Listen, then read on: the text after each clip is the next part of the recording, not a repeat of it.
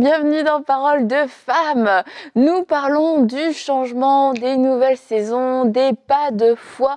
Et hier, nous avons vu qu'il y a des saisons que nous pouvons choisir de vivre, mais sans Dieu, et qui peuvent avoir des conséquences malheureusement parfois très regrettables. Et puis, on a écouté hier le témoignage de Sandy qui nous a raconté comment elle était passée dans ce genre de saison. Et si vous n'avez pas suivi l'émission d'hier, je vous encourage à aller suivre parce que c'est vraiment toute une série qui, je crois, va apporter beaucoup d'éclaircissements là où vous en êtes, surtout si vous étiez à des carrefours en train de prendre des décisions assez cruciales pour votre avenir. Ce sont de bonnes émissions à suivre. Et aujourd'hui, nous allons parler du changement, mais aussi de la stabilité. Et la stabilité, ça c'est pas hyper vendeur, c'est pas un thème super gagnant, soyons stables. Wouh, des milliers de gens veulent savoir comment être stable. On a plus envie de savoir comment grandir, comment avancer, la croissance exponentielle. Et la stabilité, ça sonne un peu nul, un petit peu plat, mais pourtant il y a vraiment une grande puissance, on va le voir aujourd'hui, dans la stabilité. Et contrairement à ce qu'on peut peut-être penser, la stabilité, c'est pas de l'immobilité. Et c'est comme ça qu'on va pouvoir commencer à apprécier la stabilité. C'est peut-être quelque chose qu'on apprécie plus en vieillissant, d'ailleurs, la stabilité. Nadine, depuis que tu as vieilli, est-ce que tu apprécies plus la stabilité? Comme toi, Annabelle, on a le même âge, Annabelle. Non, c'est mais la stabilité, oui. La stabilité, en fait, quand tu parlais, j'avais un verset de l'apôtre Paul qui parlait à des chrétiens, je ne sais plus, dans lequel des épîtres, mais il parlait de travailler de mieux en mieux. Mais il louait ces chrétiens-là pour être des gens qui sont irréprochables, qui sont stables dans leur foi. Et donc, je crois que c'est à ce moment-là qu'on peut comprendre que la stabilité, c'est la stabilité dans notre foi, dans notre relation avec Dieu. On a parlé hier que des fois, on peut rentrer dans une saison sans Dieu parce qu'on n'a pas favorisé, on n'a pas privilégié notre relation avec lui et on a plutôt cherché à des projets, cherché à avancer par nos propres moyens, à rentrer dans certains projets.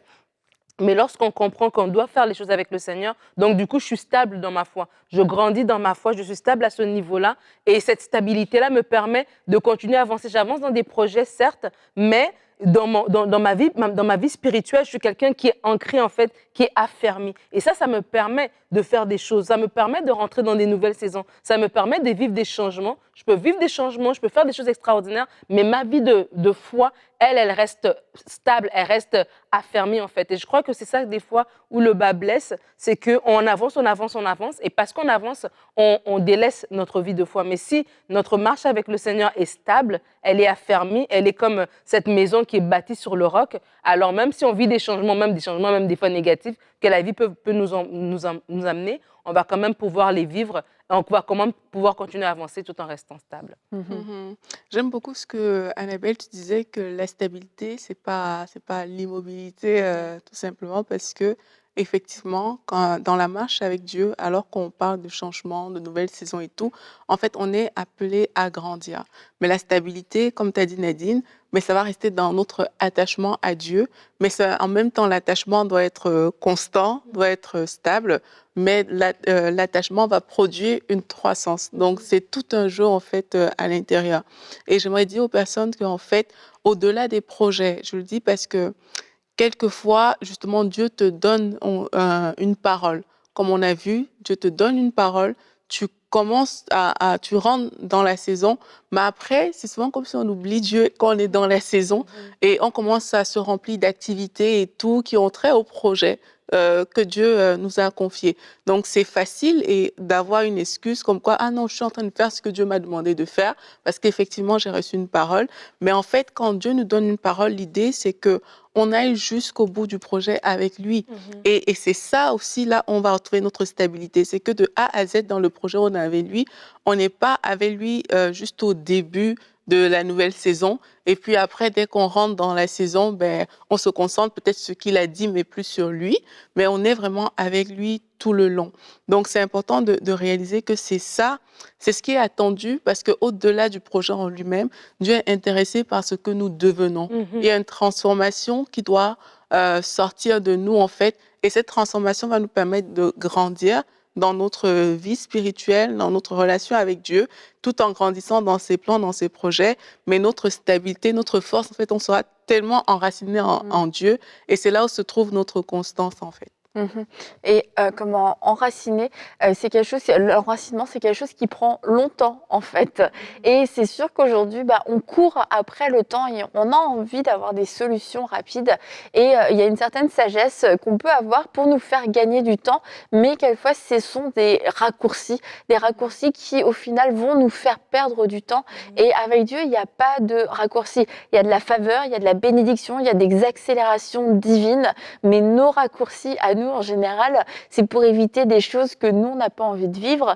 Et souvent, ces choses-là, ces saisons, ces périodes-là, ce sont des saisons de croissance. Croissance comment? À travers aussi l'apprentissage, à travers la patience, à travers la persévérance et à travers la constance et la fidélité. On aime que Dieu soit fidèle avec nous jour après jour, mais c'est aussi quelque chose que nous, on doit apprendre à manifester au quotidien, notre fidélité dans tout ce que le Seigneur nous a demandé de faire. Être fidèle dans les petites choses, ça veut dire que chaque jour ou que régulièrement, je m'occupe avec un intérêt complet, avec une intégrité complète des choses que le Seigneur m'a confiées et j'essaye pas de trouver un raccourci. Et on voit plein de vidéos, comment gagner 3 millions en un jour, comment perdre 30 kilos en 2 heures. Bon, j'exagère tout un peu, mais ça donne envie. C'est sur des vidéos qui ont des millions de vues parce que les gens se disent oh, une solution magique. Alors maintenant, comment perdre 3 kilos en 6 mois? Tu es déjà découragé avant de regarder la vidéo, tu te dis c'est nul, mais parce qu'on n'aime pas forcément les processus.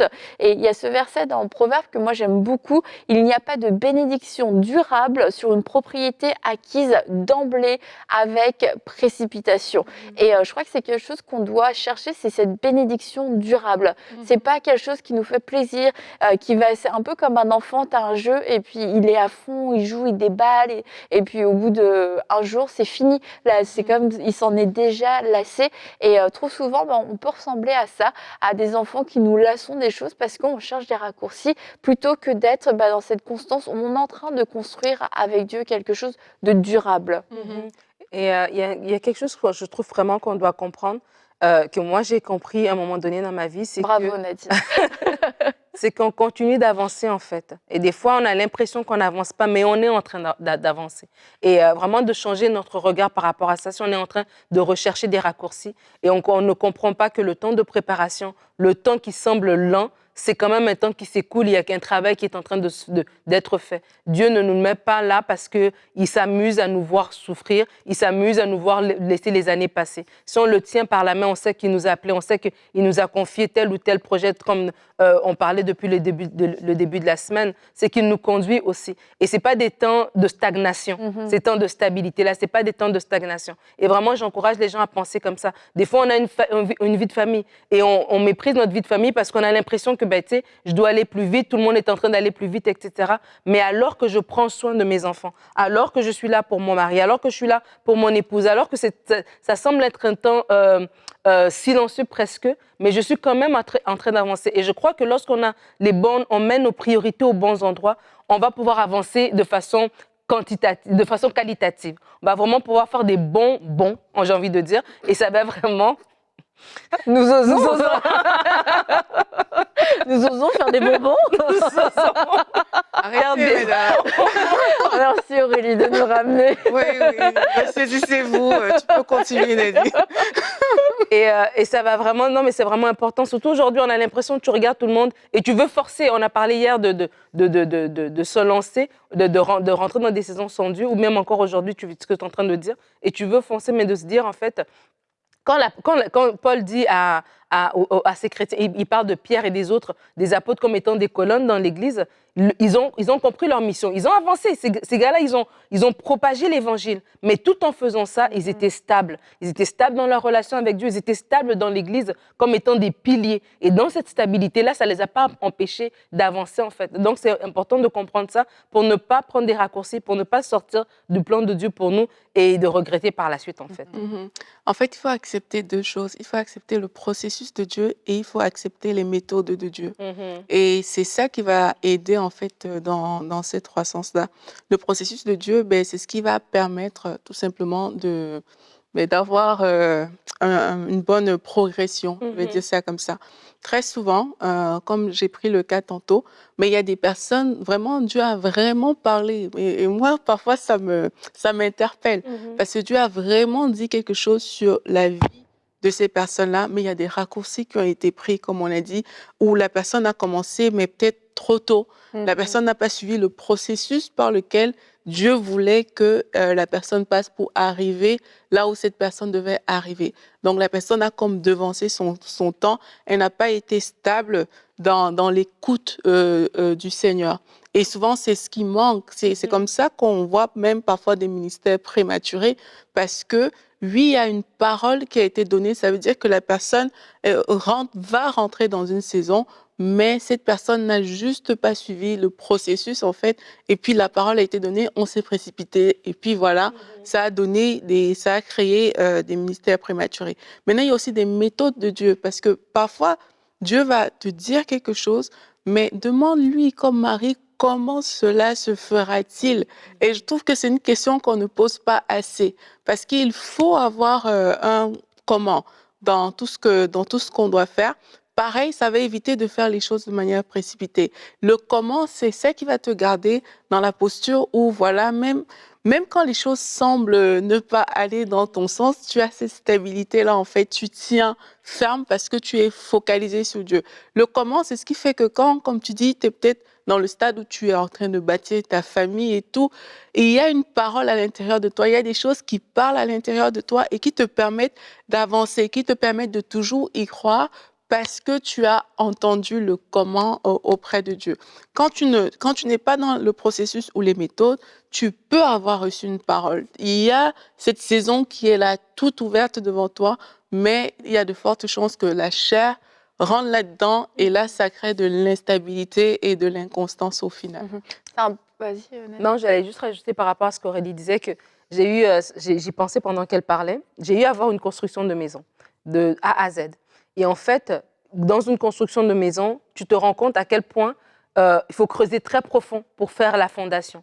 Et il faut creuser profond, il faut que la fondation puisse vraiment prendre place. Il faut mettre des choses en place et tout ça pour garantir que la fondation, elle est solide. Et une fois que la fondation, elle est mise, bah après, le reste va très vite, en fait. La maison, elle se bâtit très rapidement, en fait, mais ça prend d'abord une fondation qui est très solide. Et je le dis pourquoi? Parce qu'on parle d'avancer tout en restant stable. C'est de dire que si votre fondation, elle est solide, ben, le reste, il va découler dessous, en fait. Le reste, il va se mettre. Mais c'est la fondation solide qui va déterminer, en fait, si ça va tenir. Aurélie, tu parlais des ministères, peut-être de quelqu'un qui a reçu une parole et qui a dévancé le temps de Dieu, qui s'est précipité un peu dans son timing, peut-être. Mais en fait, c'est ça. C'est des fois, prenons le temps d'avoir cette fondation solide. Et lorsque la fondation est solide, on est stable, on ne peut qu'avancer, en fait, parce qu'on avance à partir d'une bonne base. Et non seulement on va avancer, mais on va aller encore plus loin, on va faire des progrès en progrès et on aura comment ça s'appelle? La durée dans le temps, en fait, ça va perdurer dans le temps. Pourquoi? Parce qu'on aura toujours une source qui est tellement bien, qui est tellement profonde qu'on ne va pas s'en lasser. Donc vraiment, c'est juste un encouragement pour vous de dire peut-être vous êtes dans une saison de fondation solide, mais acceptez cette saison de fondation solide et ne vous dites pas que vous n'êtes pas en train d'avancer. Non, vous avancez. Vous avancez tous les jours. Et parce que votre fondation, elle va être solide, ben vous allez voir que quand tout va se mettre en place, ça va tout tomber au bon endroit et vous allez voir que vous allez non seulement avancer rapidement, mais vous allez avancer dans la paix parce que vous allez savoir que Dieu vous a porté, vous allez avancer dans l'assurance, vous n'allez pas faire prendre des décisions comme ça basées sur la chair parce que pendant ce temps de fondation solide, vous avez travaillé votre écoute par rapport au Seigneur, comme Aurélie l'a dit hier ou avant-hier, vous avez développé votre marche par l'Esprit et donc ça va vous aider pour la suite. Le temps de fondation n'est pas un temps qui est perdu, au contraire, c'est un temps à chérir et vraiment à prendre le temps de mettre les bonnes bases. Et la vie est longue quand même et on a une course à courir et la différence qu'il va y avoir entre l'inconstance et puis le fait d'être à l'écoute de Dieu, c'est que c'est un peu comme les pas de foi ou les nouvelles saisons, c'est est-ce que Dieu est dedans ou pas.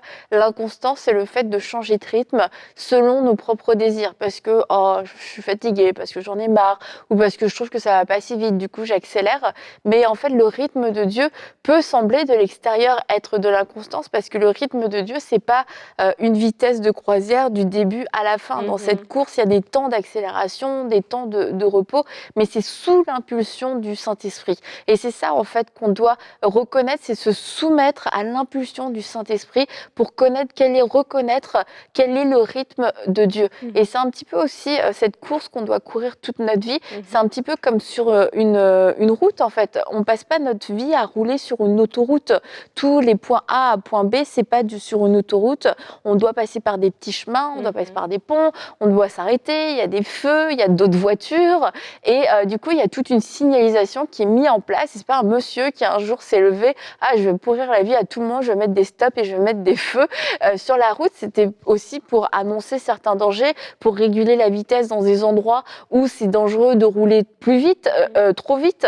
Bref, tout ça, il y a toute cette vitesse de route qu'on peut avoir, mais qui va être adaptée selon les endroits où on est. Et dans notre vie, le Seigneur connaît les endroits où nous sommes. Il sait qu'il y a des endroits, il y a un peu plus de virages, donc il nous dit, ok, c'est le temps de ralentir, tu as besoin d'être attentif, tu as besoin d'observer autour de toi. Et ça, c'est capital de pouvoir comprendre à quel rythme Dieu veut qu'on avance. Et d'autres fois, c'est ça aussi le pas de foi, c'est qu'on a l'impression qu'il y a des virages et on se dit, Seigneur, là, ce serait le moment qu'on s'arrête, je pense, ce serait le moment qu'on ralentisse la cadence et Dieu te dit, non, go, c'est le moment où on fonce. Tu te dis, mais comment on va foncer au juste là parce que ça a l'air dangereux. Et c'est là où on vit un moment où on est porté par la grâce et qu'on traverse une situation, on traverse peut-être même une épreuve où c'est dans le naturel vraiment un chemin tordu et sinueux, mais pourtant on le traverse à une vitesse grand V, sans encombre, on est protégé, on est gardé. Mais pourquoi? Parce que c'était sous l'impulsion du Saint-Esprit. Et c'est ça la stabilité en Dieu, c'est pas de rester à une vitesse d'escargot tout le temps, c'est pas non plus d'être à fond tout le temps, mais c'est juste d'être à l'écoute du Saint-Esprit et de pas être à l'écoute de ce que moi je ressens, de ce que moi je veux, de ce que moi je ne veux pas, parce que souvent les circonstances et nos émotions, comme on en a parlé dans les autres émissions, Aurélie, tu disais que les émotions parlent beaucoup et les émotions peuvent dicter notre rythme. Quelquefois c'est de la sagesse, quelquefois c'est du bon sens, mais disons-nous toujours, peut-être que le Saint-Esprit a quelque chose d'autre à me communiquer. Et c'est important de regarder aussi loin. Parce que quand on met tout dans un certain cadre, c'est plus facile en fait de dire, OK, là, je suis en train d'avancer. Mais quand tu ne connais pas l'objectif, tu marches vraiment comme ça au hasard, on va dire, c'est un peu plus difficile. Et là, ça prend une vision en fait. Ça prend vraiment que le Seigneur puisse t'avoir mis des choses à cœur, des choses qui font que, quel que soit ce qui se présente devant toi, mais tu puisses être capable de dire, en fait, je suis en train d'avancer. Même s'il y a l'adversité, même si ça semble difficile, même si c'est le virage, il y a des pas que Dieu va te demander de faire qui vont te montrer que tu es en train d'avancer parce que tu as une vision à plus long terme que juste la situation présente. Il faut savoir qu'on est des enfants de Dieu et l'ennemi va toujours vouloir te décourager en fait. Les circonstances vont vouloir te décourager. Mais ce qui va faire la différence, ce qui va te permettre d'avancer, c'est le regard fixé sur Dieu, le regard fixé sur la mission que Dieu t'a confiée dans chaque saison. Et quand tu vas remplir cette mission-là, tu vas voir que même si tout n'est pas rose autour de toi, mais tu progresses. Et moi, je crois sincèrement que quand on est dans la volonté de Dieu, quel que soit ce par quoi on passe, même si c'est difficile de l'extérieur, quand tu es dans la volonté de Dieu, il y a la paix à l'intérieur de toi. Et même si à l'extérieur, ça semble être difficile, à l'intérieur de toi, il y a quelque chose qui te porte, c'est la paix de Dieu.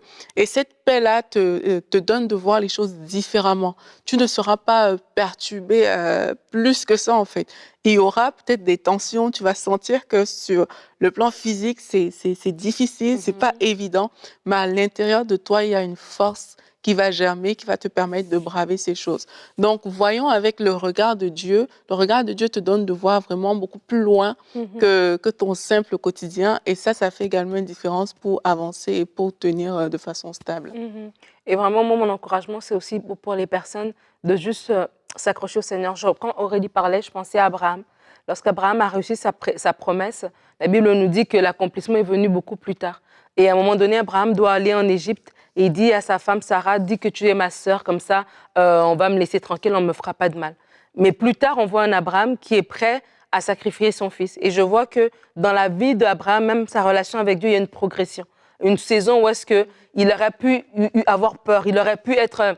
OK, est-ce que Dieu va vraiment me protéger? Écoute, je vais me faire des petites méthodes à moi-même pour m'assurer de me protéger. Mais la saison d'après, Abraham a tellement grandi dans sa relation avec Dieu qu'il dit, Seigneur, même si tu me demandes Isaac, ben, je te le donne parce que je sais que tout vient de toi. Je sais que tu es Jéhovah Jireh. Je sais que c'est toi qui tiens toutes choses entre mes mains. Et je crois aussi qu'il y a des personnes, en fait, dans cette saison que tu parlais, par rapport au chemin peut-être plus difficile, où on doit aller plus vite, ou peut-être on doit ralentir. Par rapport à ce qu'Aurélie dit, je crois que ça se résume vraiment à dire, je tiens la main du Seigneur. Et je veux profiter de cette saison pour étant aussi une saison de croissance. Si on doit être stable dans notre foi, mais on doit grandir dans notre foi. On doit aller de gloire en gloire dans notre foi. Et il y a des choses aujourd'hui peut-être qui peuvent me faire pression, mais Aurélie parlait de la paix. Peut-être qu'il y a des saisons où même cette paix-là, je ne l'ai pas, mais il y a d'autres saisons, c'est comme le même problème. Tu te dis, ah, mais j'ai grandi parce qu'il y a 5 ans, ça m'aurait fait pleurer, ça m'aurait mis à terre. Mais aujourd'hui, ça ne m'affecte pas de la même manière. Donc, je crois que dans notre vie avec le Seigneur, on grandit. Et vraiment, j'encourage les personnes aussi. À l'exemple d'Abraham, on voit Abraham comme le père de la foi, etc. Oui, c'est un grand homme de foi, mais on voit aussi qu'il y a eu une progression, en fait. Donc, s'il a eu une progression pour lui, ben, à combien plus forte raison, nous aussi, il doit avoir une progression. Et si jamais si jamais c'est difficile, parce qu'on dit avancer, il ne faut pas hésiter à le dire à Dieu, vraiment. Si ça semble très difficile, c'est bien de se confier à Dieu, de mettre aussi la main sur ce défi-là en question. Quelquefois, on va juste dire c'est difficile, mais qu'est-ce qui est difficile au juste? On ne sait pas parce qu'on est envahi par toutes sortes d'émotions, mais c'est bien de mettre le doigt dessus dans la présence de Dieu et de dire à Dieu, Seigneur, vraiment à tel niveau, je sens que ça ne va pas. Moi, j'apporte ce point parce que je crois que ça permet vraiment d'avancer. Dans le sens que quand tu reconnais le problème, quand tu mets le doigt dessus, mais tu sais en fait que si on résout ce problème-là, ben alors ça va créer une percée à l'intérieur de moi. Donc, c'est de mettre la main dessus, dans la prière, confier ces choses à Dieu. S'il y a une transformation, un changement que ça nécessite par rapport à toi-même, mais là, tu pourras le faire. Et c'est aussi comme ça que tu vas avancer au final.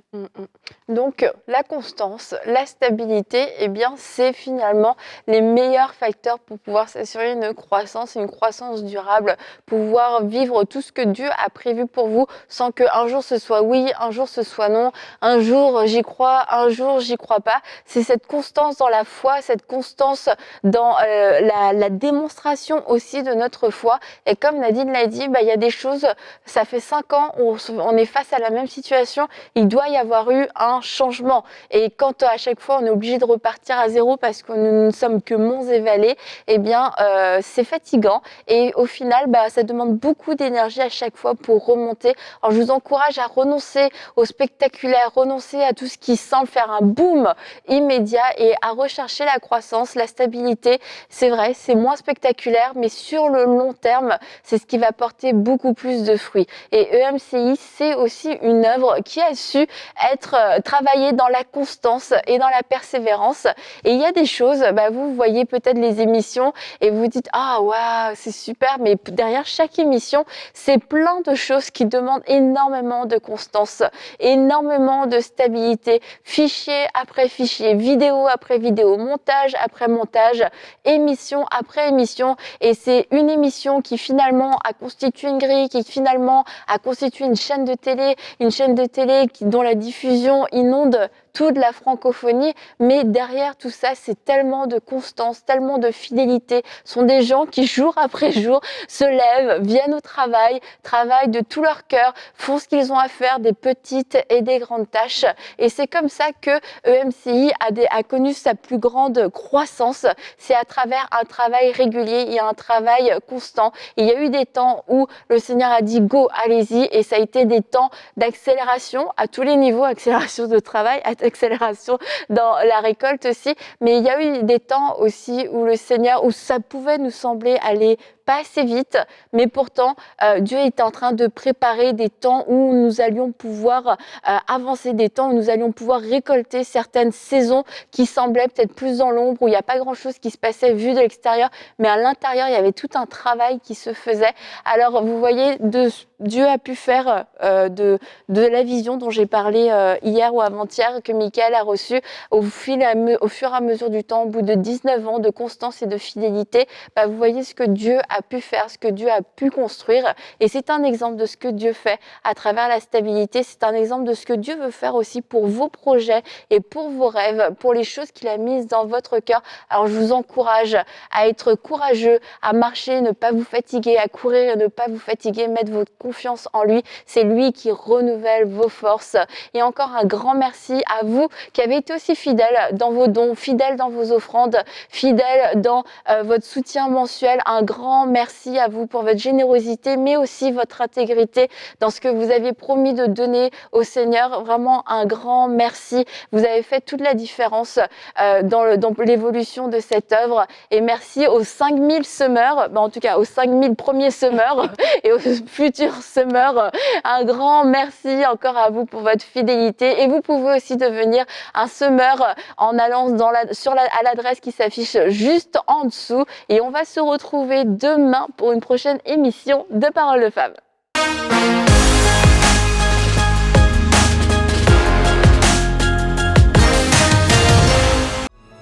Semons dès maintenant pour vivre une grande moisson à travers les projets du Centre EMCI. Pour faire votre don, rendez-vous sur emcitv.com/5000. Vous pouvez donner en une seule fois ou en plusieurs mensualités.